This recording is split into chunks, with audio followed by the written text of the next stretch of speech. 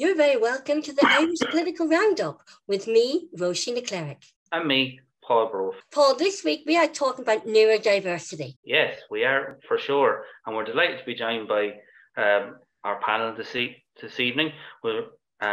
First guest this evening is Adam Harris. Adam is the founder and CEO of As I Am, which is the National Autism Charity. Adam founded the organisation based on his own experiences growing up on the autism spectrum. Today, As I Am provides support to autistic people and their families, and advocating on behalf of them and their community, and also providing training supports to public and private organisations to make their communities more accessible. Adam is also a social entrepreneur and a Social Entrepreneurs Ireland awardee. Adam is a frequent Adam is also a frequent contributor across the media as well. And our next guest, Nicholas Ryan Purcell, is an author and filmmaker based in Tipperary, who has, as we said, written a book on his experiences of living with autism called Anything is Possible, which is in all good bookshops. Will we mention a very good one in a second? And Nicholas also produced a documentary on his experience of living with autism called This is Nicholas. And finally, last but not least, Kilkenny's best little bookshop, without a shadow of a doubt, is Kiely. Can is a very active advocate for Irish authors, and especially new authors entering the field of publishing.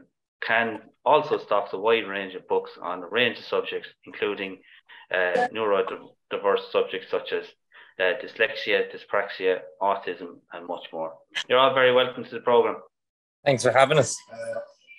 So Adam, we'll start with yourselves. As I Am, you're in existence probably close to nearly 10 years now. So I was just doing a bit of research on the work you do. You cover a wide range of topics that impact on people with autism. So really, you're going from very, very small children up to adults. So, that's a quite sizable amount of work that you do. Yeah, I suppose our vision is to bring about an Ireland where autistic people are accepted as they are, equal, valued and respected. And we believe to bring that about, what we really need to do is build a bridge. On the one hand, we need to provide support directly to autistic people and their families.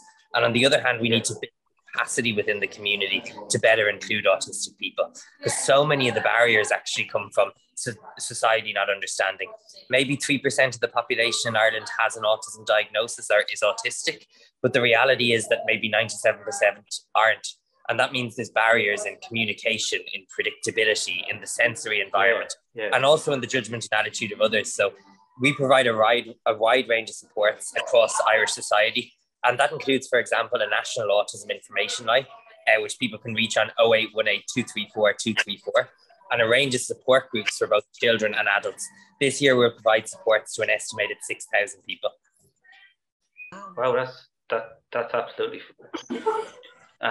fantastic. And I was also, what I thought was really, really good as well, you actually have a lot of people working in your organisation who are on the autism spectrum as well, including like your diagnosis yourself. And I suppose a lot of the work you've done and that you do comes from your own experiences, I imagine.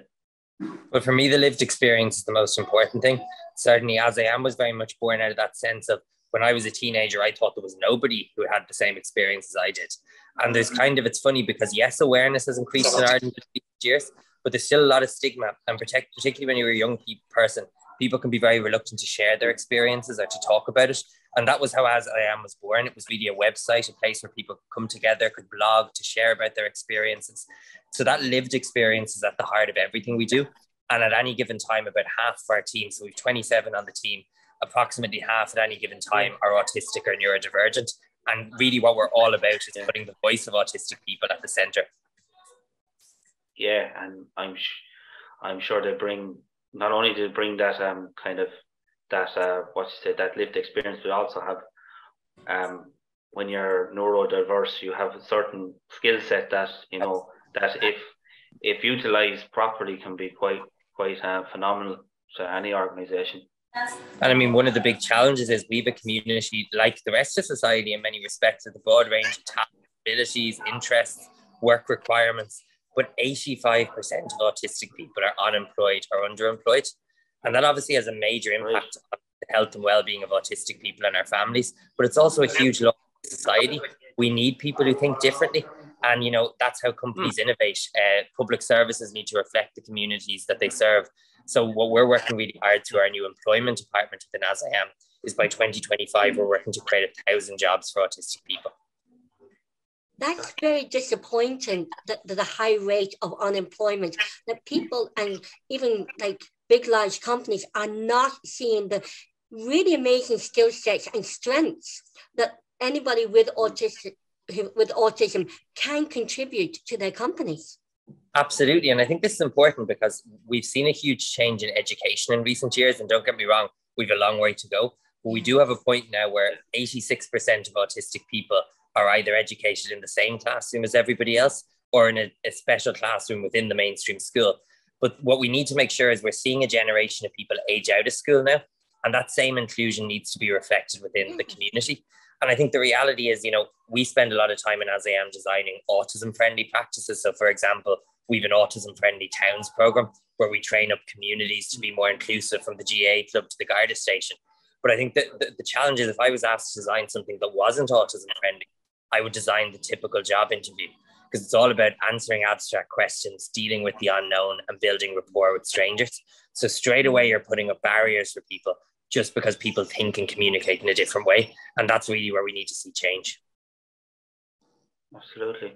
And Nicholas, you've written a book that came out there last year called Anything is Possible, Your Experience of Living with Autism. And you also done a documentary on your experiences of living with autism. How would you describe your experience of living with autism? I know it's a very broad question. I suppose, well, firstly, I suppose my main inspiration would be Adam Harris, because I remember I never actually revealed to anybody I had autism until As I Am was set up. And interestingly, I was actually at Adam's first As I Am meeting, which was held in a hotel in Smithfield back in 2014, I think. And there were only 6 people in the room. And up to that, and so at that stage, I was age 24, and I remember clearly that when we told people I had autism, they would speak to me differently, as such, as if I was like a child of 6, for example. And then, for example, when Adam's organization began to grow, I became more confident in telling people I had autism, and because As I Am was just at the forefront of the media, so obviously I owe a huge debt of gratitude to Adam for making me be comfortable with telling people I have autism. That's very brave, isn't it?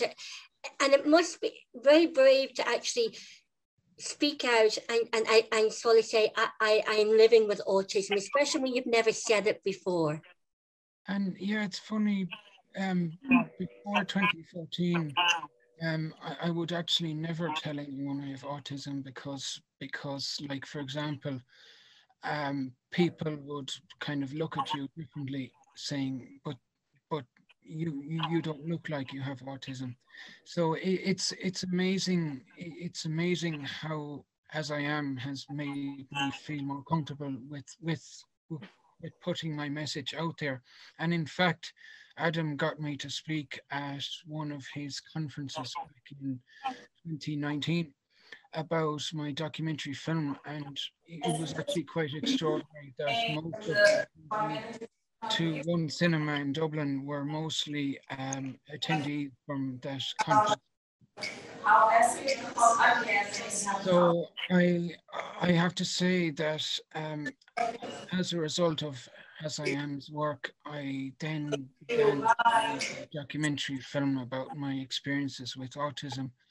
And the only reason I decided to make a documentary was because if I get stressed, my form of stimming would be walking down a street quite fast or pacing up and down the backyard of our house with my music blaring through my ears with my headphones, and and and also I would talk repetitively about my own interests and things like that, and then like people used to think I was very, very odd.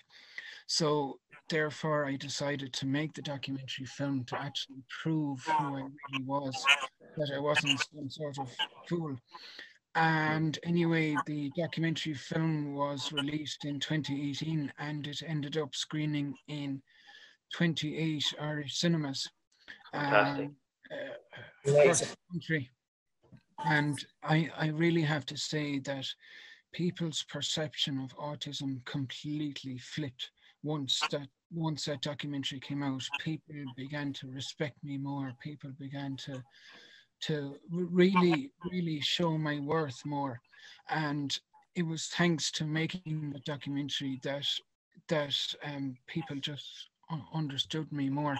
But interestingly, Adam came down to my hometown in Nina in September because he spoke at an autism event as part of Drumineer Nina Literary Festival. And I have to say that he was actually, he's a fantastic speaker. I mean, it was really inspirational and incredible to have sat beside Adam and hear him speak. And it's just wonderful. It was just wonderful to have shared a stage with such an inspirational person. I don't think Nick gives himself enough credit here because he's very quick to praise other people, which is very kind, but the work he's done himself in terms of the documentary film and the book, you know, up and down Ireland, during a pandemic when it was very difficult to get any sort of message out there, it's really resonated with people. It's brought the message of autism into small towns in a way that perhaps it wasn't before, and it's got a conversation going. So I think, Nick, you need to spend more time praising yourself because you're just doing fantastic work. Absolutely. And I really have to thank Kiely, because one thing I remember is I arrived into Can's shop with a box of 48 books, and she panicked and she said, how on earth am I going to sell 48 books? So what she did, which was an absolutely incredible gesture, is she picked up the phone and she rang the Kilkenny Book Centre and she said, you know what, I'll take half and the other shop will take half. And the fact that she did not refuse the box and instead gave me more outlets in Kilkenny was just amazing, really was. It shows what a very kind-hearted person Kiely is by having done that for me. And your books, you own Kilkenny's only privately owned bookshop here in Kilkenny. You must have, and I think I can say this with clarity, you must have have the biggest stock list of books in neurodiversity in Ireland. Well, I do make a big effort, Roisin, because, you know, I'm both dyslexic and dyspraxic, so I have a great interest. So I do, and I think they're closely connected to autism. Mm-hmm. So I do. But what I think about having it in the bookshop is, now I pick particular books.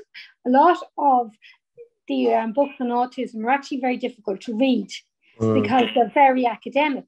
So I actually go for the simple books, the ones, I don't mean the word simple, but I'm the kind of person who likes things explained to me. And I go for ones which have points, which are very useful for parents if they're going to parent-teacher meetings, so they can talk to the teacher.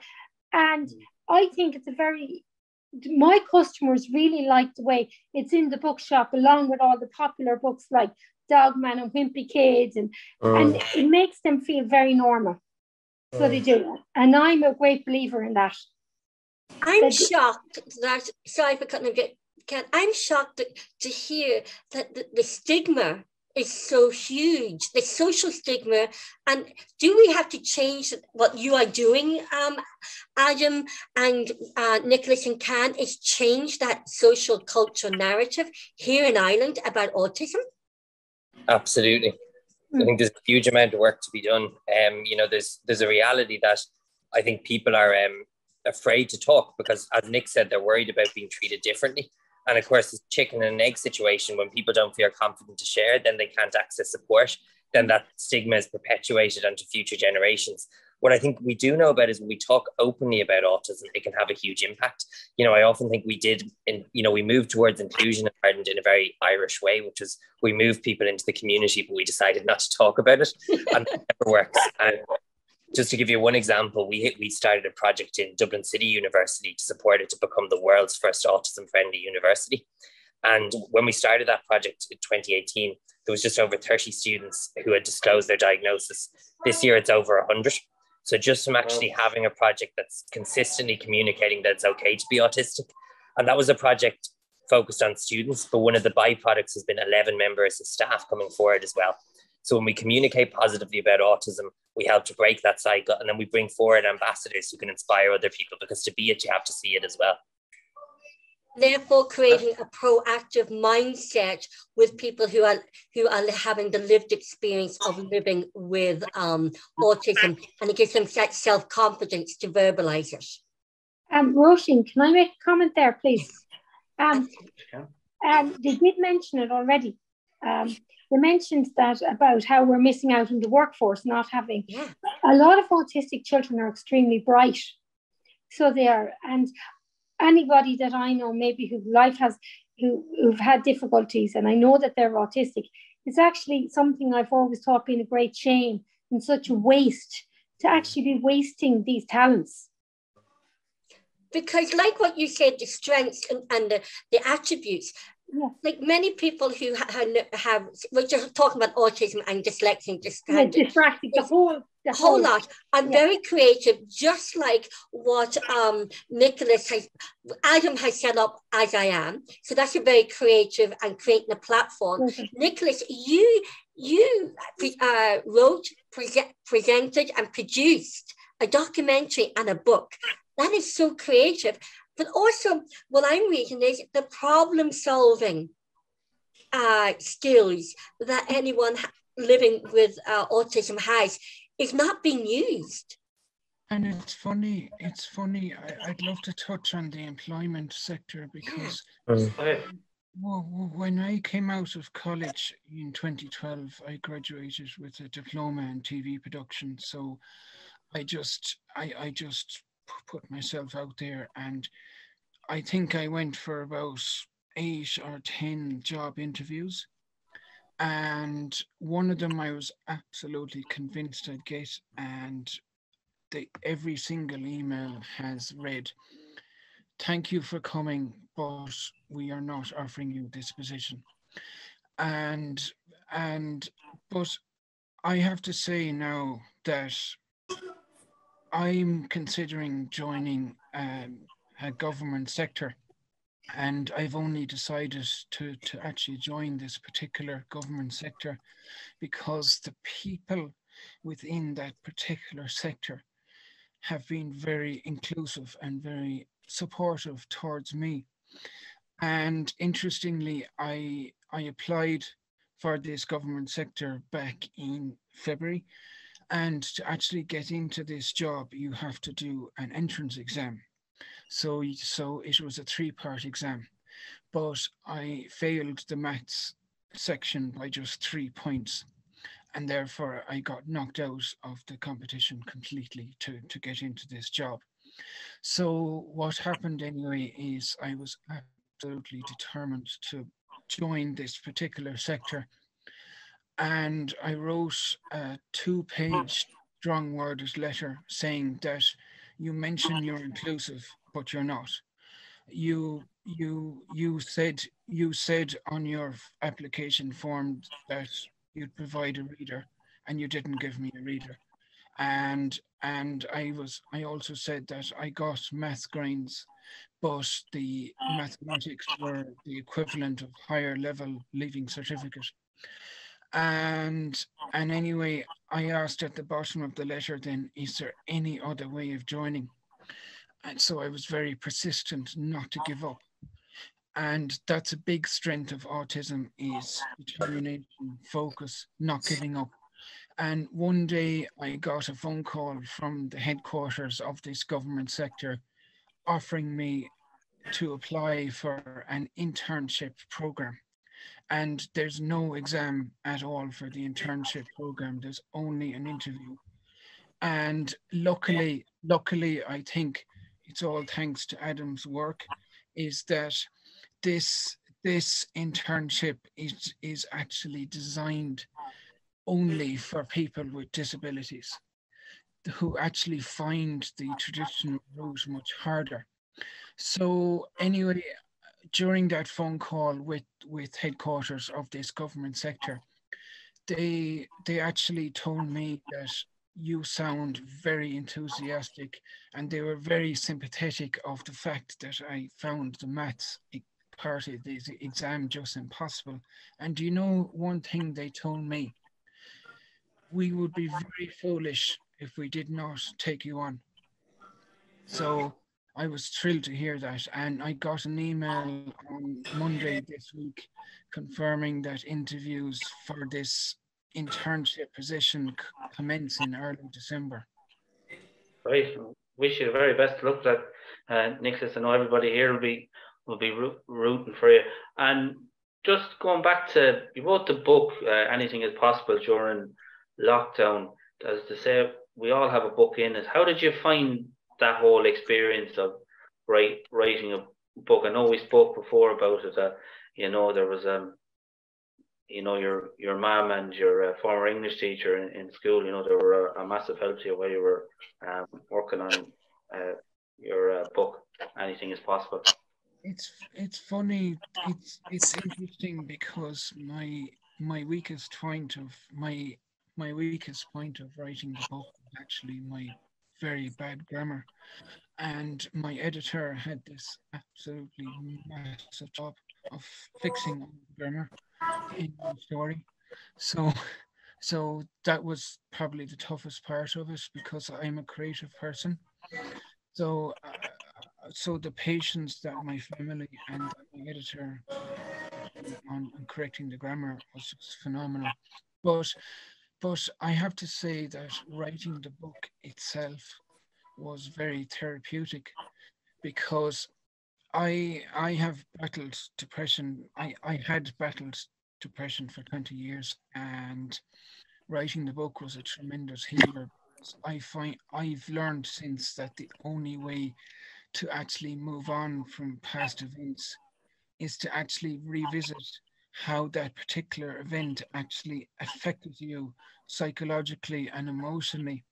And and unfortunately in my case, I had buried a lot of events where I was bullied, but I never faced them head on. And that's why I became so depressed, is because I never addressed the issues.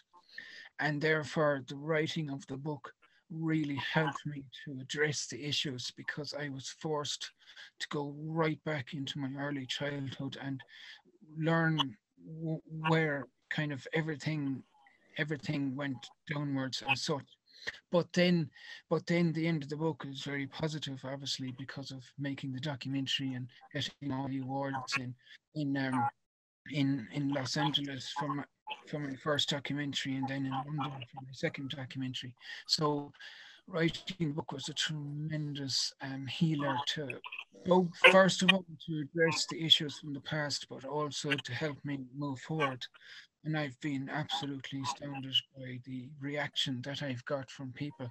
And interestingly, people have said to me that they really connected with the book, because and interestingly, with that talk where I spoke with Adam and Nina, one guy with autism spoke up in the audience and he said, "Thank you for writing the book, because I could really relate to your story," which was powerful to hear.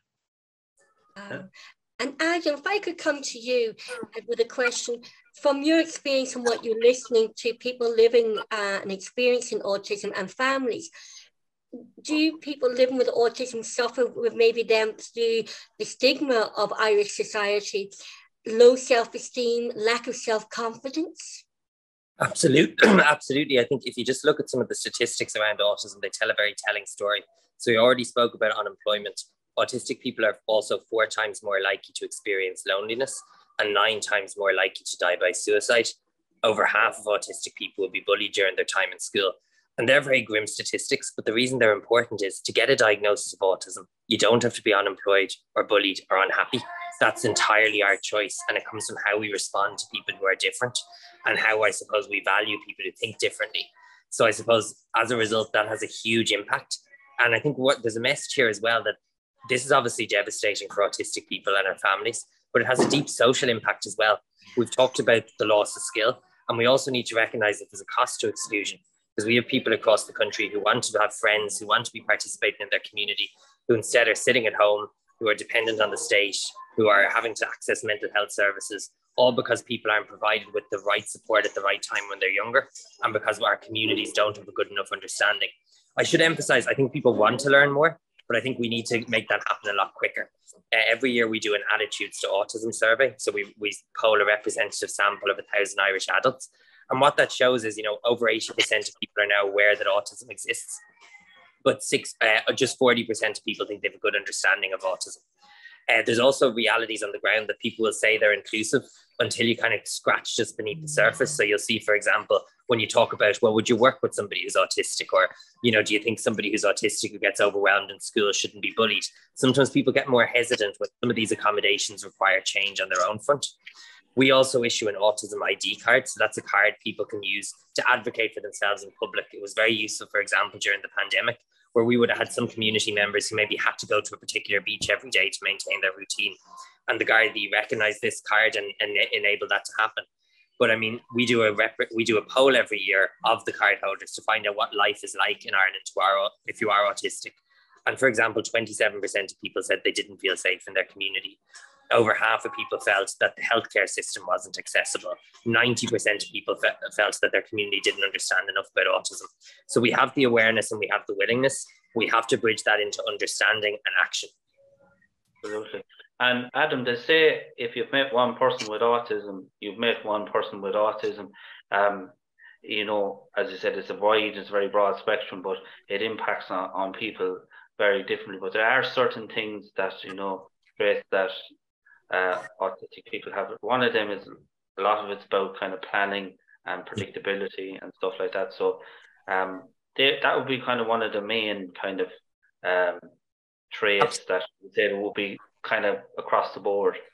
So I suppose it's hard to communicate autism to people simply because it's so diverse, and we're talking about, yes, young and old, yes, people who can live independently, yes, people who will need support throughout their lives. But also I think we need to think about it a little bit differently in that isn't that everybody in society? There's no two people the same in society generally. And I think the autism community is no different. I think the difference is for most of the history of autism, people have been sold stereotypes. So whether that was kind of, people have seen the film Rain Man, people know particular characters on TV, and that becomes people's worldview of what autism is. What I would say I think is important is, yes, that absolutely predictability is really important for autistic people. Most people who aren't autistic are much easier able to read subconsciously the context of a social situation. That's more challenging for autistic people. And that's what made COVID so challenging, because overnight, all sense of predictability was wiped off the board. The consequence of that was huge. We saw a 300% increase in queries to our organization. There's a reality that we know 63% of autistic young people lost skills during the pandemic. And I'm not talking about English, Irish and maths. I'm talking about communication, personal hygiene, self-regulation. And we don't know the long-term impact of that. So, the reality is what we can do is make the world a whole lot more predictable. In a way, there's learnings from the pandemic, because we went into shops and overnight there were signs reminding us to put our mask on, to wash our hands, telling us, what 2 meters look like on the ground. When we make the world more visual and predictable, it helps autistic people. It also helps people with dementia. It also helps people who may, for example, not have English as their first language, the use of pictures. It helps people with literacy problems. Being autism friendly means being clear, being calm, and being predictable, and that benefits everybody. Absolutely. And Nicholas, going back to your book, I remember reading it, and it said lockdown was, you actually found that beneficial in the sense that there wasn't the same pressure to go places and stuff like that, and you know, and it also gave you an opportunity to write the book as well. So how was that whole lockdown experience as a whole for you, Nicholas?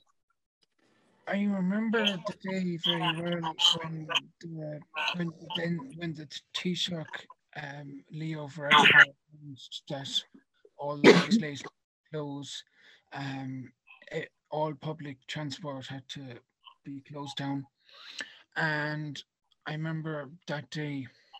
And I remember the following day, my local town, Nina, just was like dead quiet, like nothing happening. All of a sudden, nothing happening. Everything closed. And it was that feeling of not having to go anywhere was just a massive release. I remember with what comes, unfortunately, with my autism, I overthink a lot. So overthinking meant that I had to pay back every single person who attended the shows in every single cinema in the country. And I remember up to lockdown, I had been going to every single event around the country, or particularly around County Tipperary, just so that people people would know that I kind of showed cause, basically. And of course, I absolutely wore myself to nothing. And when the lockdown came, it was a major relief that you're forced to stop. And that feeling of being forced to stop was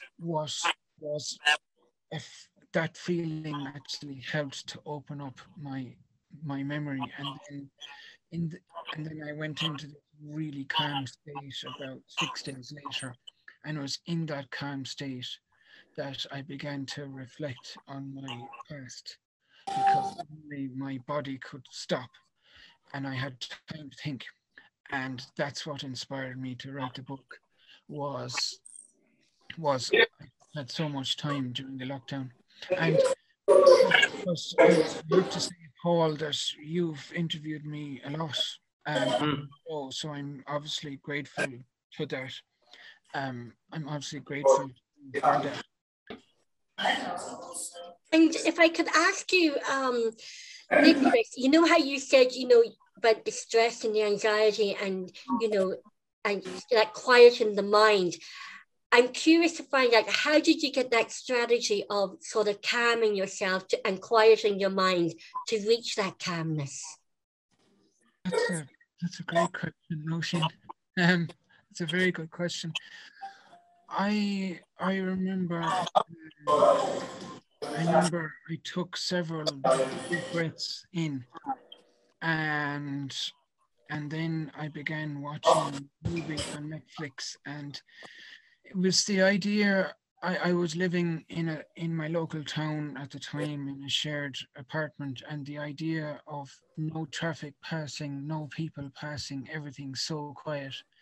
I remember I turned on my heater and I watched Netflix and I watched other shows, and that's how I calmed myself down.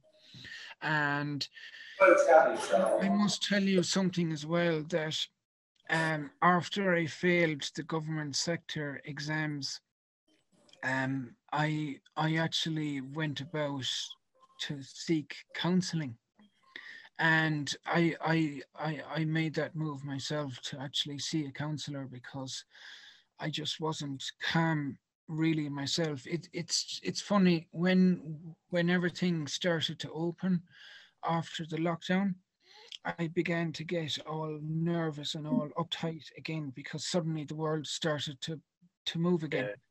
And everything, and even I noticed after lockdown, life has become way busier than it ever was before lockdown, and people are in a hurry way more now. And I have to say that when you see people in a massive hurry, it kind of puts people on the autism spectrum in a very distressed state, because everything is moving so fast, and you're kind of wondering, like, everything's going way too fast.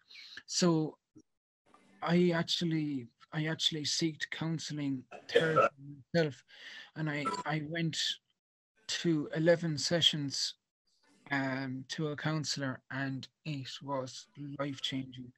That's It good. was removed so much tension, it removed so much anxiety from my past, because I had been badly bullied as a child because I have autism and because I'm different. And when, like, primary school was very tough because nobody knew about autism at all. And when people saw I was different, you it's funny, me having autism, I was the weakest one in the class, so I would get picked on easily and I'd get mocked.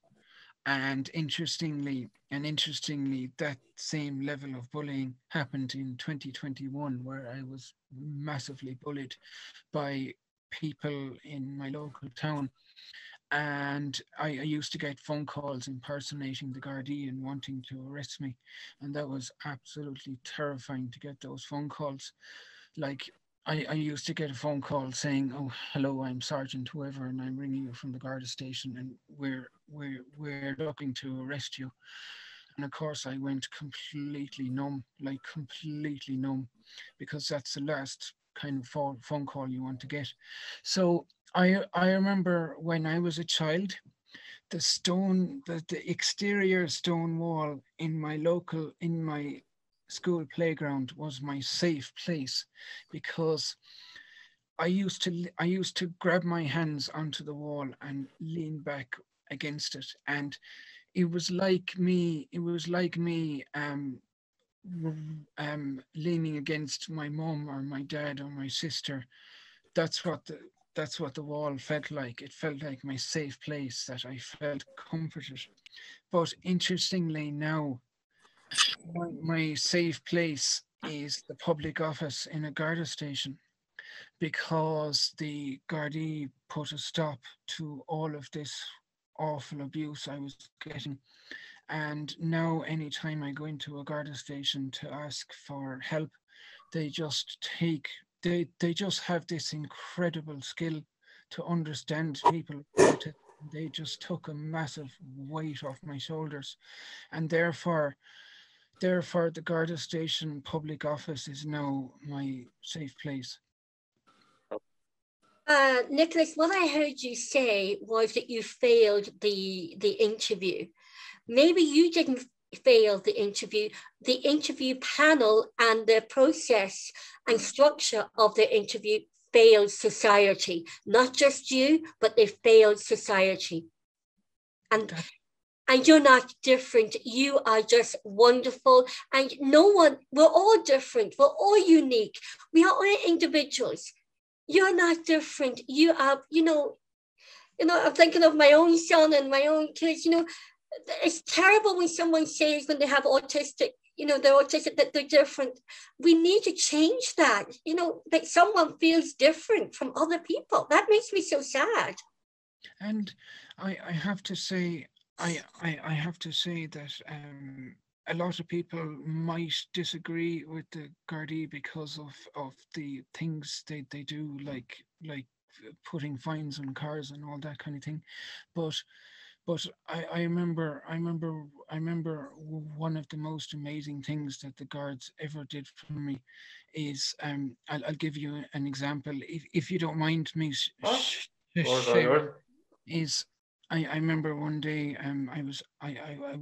I actually walked into the public office in Nina Garda station, completely distressed, shaking, nervous, frightened, all that. And what happened is it was a lady officer behind the counter, behind the glass. She actually slouched herself down on the counter and she looked at me, and she spoke in a very, very calm voice.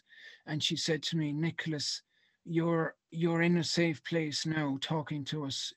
You know you're safe when you talk to us, and please be reassured that we're always here for you if ever you need someone to talk to.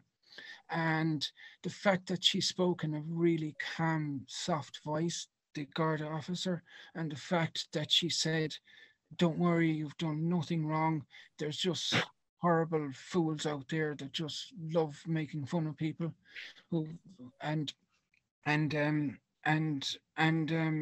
the more I got to know the guards and Nina in my local town, the more I became comfortable with them, because they always tell me, you know where we are, Nicholas, if ever you need a lending ear.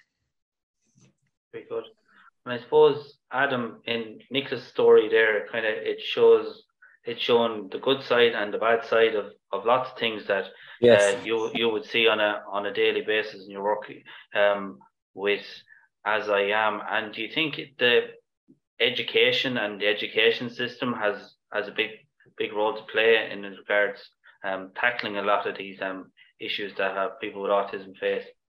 Well, I think, the first thing that I just say in response to that, I remember when Nicholas was on the Late Late Show a few years ago, when he was asked, if people could just do one thing, what would it be? And I think what you said, Nicholas, is that a little kindness goes a long way. And I think that just shows that, we absolutely need more knowledge and understanding. But if our starting point as a community was just to accept people as they are, and that's why our charity is called As I Am, we would prevent a lot of these awful situations arising. I think in terms of the education system, it's interesting because we definitely have, obviously, people attending mainstream schools now, which is great. That doesn't mean we have an inclusive education system yet. We would have seen during the course of the summer, families often have to apply to 20, 30 schools to get one school place. There's still children around the country who don't have an appropriate school in place that matches their needs. And then, of course, when people go into school, for example, there's still no obligation for teachers to have training in autism, even if they work in an autism class. So we have a lot of work to do to create a truly inclusive education system. What I would want to say to people at home is that the important message is that if we can put that in place, it doesn't just benefit autistic people, it benefits all people. And we have two examples of that. As I Am runs an autism-friendly schools program, where we work with school communities over the course of a year and helping them to reflect on their practice. And that program was evaluated by Mary Immaculate College last year. And one of the key findings was that schools that participated in the program reported that it actually benefited all students in the school. So making the school better for autistic people had across the board impact. And we actually saw that from our attitudes to autism poll that I referenced earlier. Across every question we asked, from autistic people being in your friend group to autistic people having romantic relationships, the 18 to 25-year-old category had the most progressive attitudes and had very positive attitudes to all of those questions. That age cohort have sat in the same classrooms as autistic people, and they expect society to be equal for everyone, including autistic people. So what I hope for people is, who are maybe a little bit younger than Nick and I, autistic children today, that the society they're going to grow up in is going to be very different as we see their generation grow up. And Can, if I could come to you, because with leading on from what Adam has said, you have an awful lot of children coming to your books and parents. What are you hearing from children who have autism or dyslexia or dyspraxia or any of the spectrums? What are you hearing from the lived experience? We are hearing that there's very long delays getting the children diagnosed.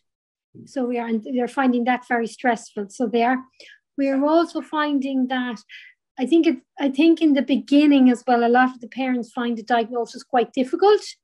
And then I think some of them come to accept it and embrace it. And I think that, again, we must look at the benefits. Like, certainly dyslexic children who are turning into adults today are doing much better in the workforce. They don't have unrealistic expectations. Dyslexic children are used to being paddy last. They're very, I'm not saying that they don't suffer from depression and they don't have experience it myself, but what I'm saying to you is I can see how resilient we are in business and I can see how smart we are. Yeah, and how we can manage things. Like, I've seen myself in situations and how by thinking, as they say, outside the box, how useful it's been. And you can take people off guard, and and that makes them very uneasy, and then they're not able to make decisions against you. And I really do think that we think, and I found that very useful when I was dealing with the banks during the recession. So I did. Eventually, the banks stopped ringing me because I understood that the banks had been taught how to deal with people who were giving them trouble, but they did not know how to deal with me, because I was so, of course I'll ring you, and of course I'll do this. And I had absolutely no intention of doing any of that. But I found that they were not trained to deal with diversity. And it was my best, I have to say, asset. And there's many times in business today, I would say it's been a wonderful asset. So what I'm saying is, I don't want to make everything negative. Does that make sense? Absolutely, yeah. Right. And we have to realise how important it is. Now, you did also mention the subject of bullying. I think across the board in Ireland, we have a massive problem with bullying. Mm-hmm. I'm constantly hearing about it in secondary schools from parents. I dealt with a friend of mine who was telling me her daughter was, a very good average child, very attractive looking. She would have been getting on very well in school. Oh my God, all her friends turned on her. And I was just distraught when she told me the story. And we're constantly here, and constantly, I have customers in my shop looking for, it particularly seems to be with girls who fall out with their friends. And I think in Ireland, we need to go back to basics of kindness and niceness that costs nothing. It just actually costs nothing. I mean, it amazes me. And you know what? If you don't have manners in life, you have nothing. Yeah, and if we don't teach our children manners, we've taught them nothing. It's more important than reading and writing. Manners, compassion, empathy, and kindness, and just being human, and showing and treating people, no matter what diverse sector, how we would like to be treated ourselves. Absolutely. And it makes the workforce, it makes the household, it makes everything so much easier. I mean, I have seen it in the workforce, and the difference manners and politeness makes. Oh, some is unreal. Absolutely unreal. And that is also, we were talking about, and I've read up today about the interpersonal skills and the social settings for anyone with autism. And it's what Nicholas has alluded to, is when people are kind, it de-stresses and takes that stress and that overthinking and anxiety out of the mindset, and it relaxes the body. So the body doesn't get all stressed and anxious and feeling that anticipation, and it quietens the mind. And you just feel that you're included within society. And another thing which is very important is, and it's why it's so important to get autism, dyslexic, dyspraxic, to get us all out to work, is because we're learning social skills, and we're also busy, so we don't have time to think about our problems or our issues. True. And Can, what books do you have? Because you have you've got like a section in your bookshop here in Kilkenny in James Street, Can's bookshop. You have a section, just for neurodiversity, autism, dyspraxia, and dyslexia. You have a couple of books there. Could you show us some of the books that you have? Now, the first book I wanted to mention to you is Dogman. I know. Dogman is a much-loved child's cartoon book. It's loved by boys and girls, but my God, do autistic children love it.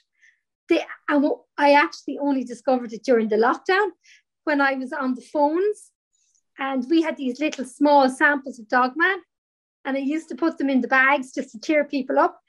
And the amount of autistic parents who rang me and said, oh my God, that Dogman is unbelievable. And what I love the fact that they all love him. Mm. Yeah, but autistic children, and he has a great sense of humor, and they really get Dogman. So they do. Now, the author himself is actually dyslexic and dyspraxic. So I think you can understand why. And he's very clever. And it's a cartoon. But everybody in the house can read it, which I like so much. Very, very inclusive. So I do. Now, the next one, which I swear by, is this book here. which is How to Support and Teach in Autism. This is an excellent book. So it is, because it has my favorite things. It has checklists, and it's simple to read. It's a wonderful tool for a teacher. It's a wonderful tool for a parent. So it is, as I said, particularly if there are parent-teacher meetings or they want to understand. I have the dyslexic one and the dyspraxic one myself, and there's many times I've used it for references. And it's very easy to understand because it's written in points. So it is. Now, this is another one that I like. And it's called I Can Tell You About Autism. And it's basically the character in it, his name is Tom. And basically, he's telling you what it's like to be autistic. So it is. And again, there's cartoon pictures in it, headings. He deals with different issues. And I think it's easy to read and very, very well put together. So it is. Now, another book I'd like to mention to you is A Practical Guide to Happiness for children and teenagers on the autistic spectrum. It's actually all about building resilience. So now I'm a great believer in resilience, and I think that our children, it's in our younger years we've got to try and build these skills. So we do. I actually now begin to think that they're almost a gift. So I do. They really will. And then we have this little book which I love. And this is very good for the creches. I mean, we have to start really back with the creches. So we do start back really down to very basic. And it's called Talking Is Not My Thing. And it basically is written by a brother or a sister explaining what it's like to have a member of the family who doesn't talk. So it is. And as I said, it's geared at the creche market. So it is. But I believe we must start young. Yes. The younger we start, the better we get on. And I actually think, and I know this from doing school book fairs and having the autistic units in schools, I've actually always thought it's the other children who benefit more. Because it's teaching about you those books you have is teaching other autistic children that it's okay, that there's other people who are thinking and feeling and who are, exact saying what they're thinking and feeling and experiencing. Yeah.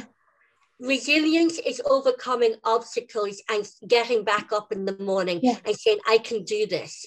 And it's teaching self-esteem and self-confidence to confidently go out into the society, in schools, social interaction, and especially going and making a documentary and writing books. I'm setting up as I am.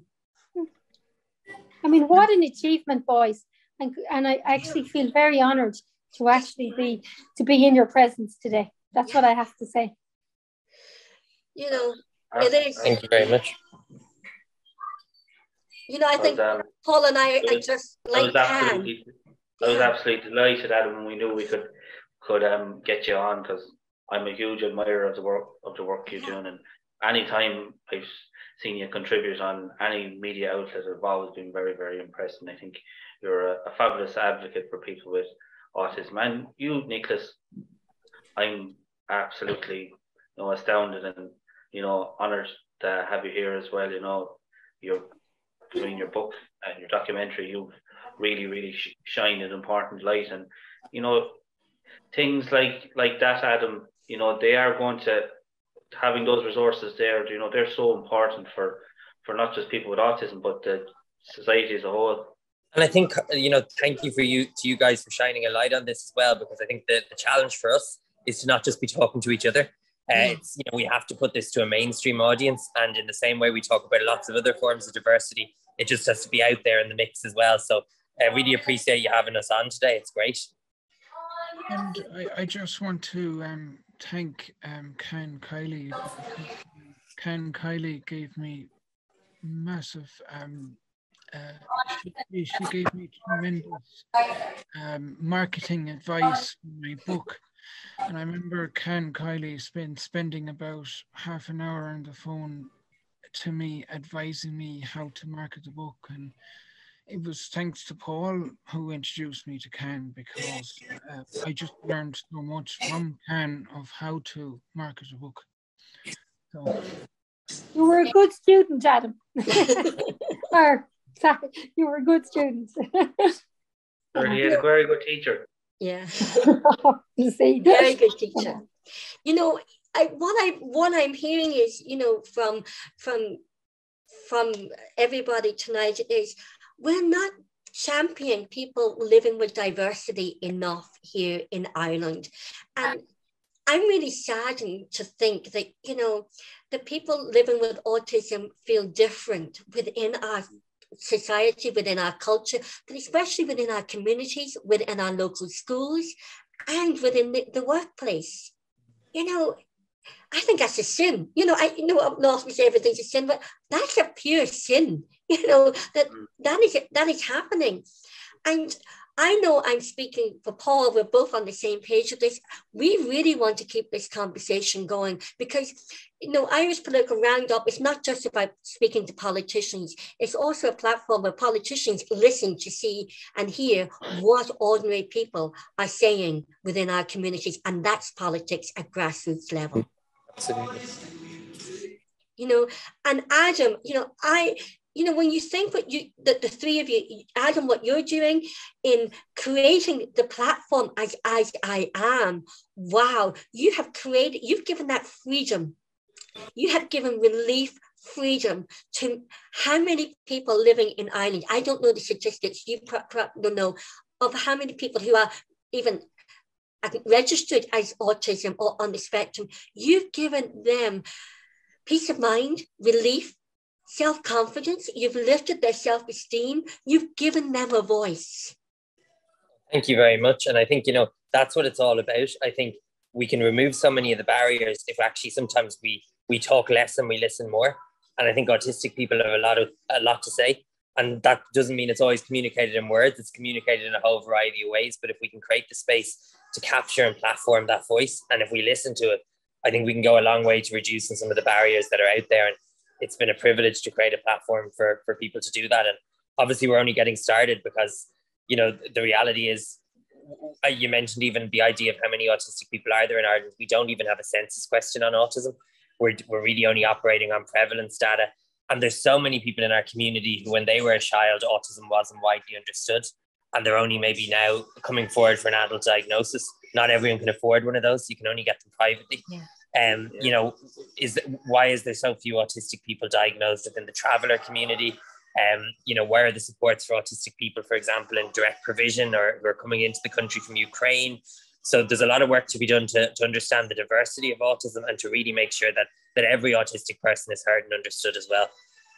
And can I just it share? really is as broad a spectrum as they say it is, you know, as you've alluded to there, Adam. It comes in many different shapes and forms. Absolutely. And what were you going to say, Nicholas? You're an inspiration, Nicholas. And you know what? You are an inspiration to many, many people.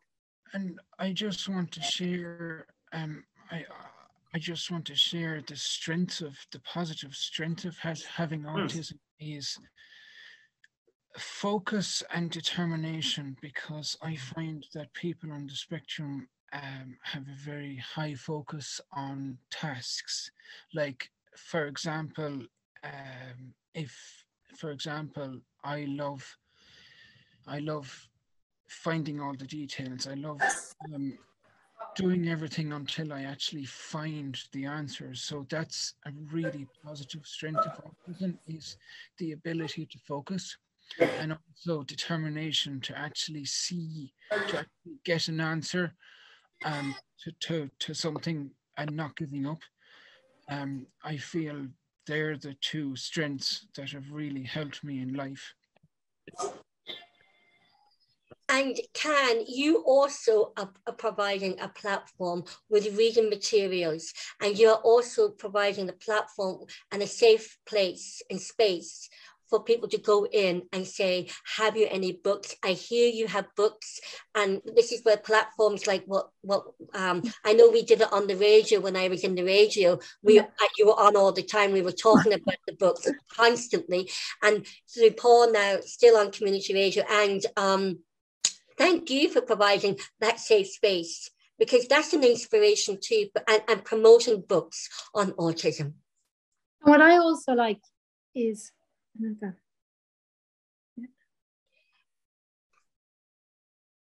I think I have you frozen, Can? Yes. So, sorry, Can.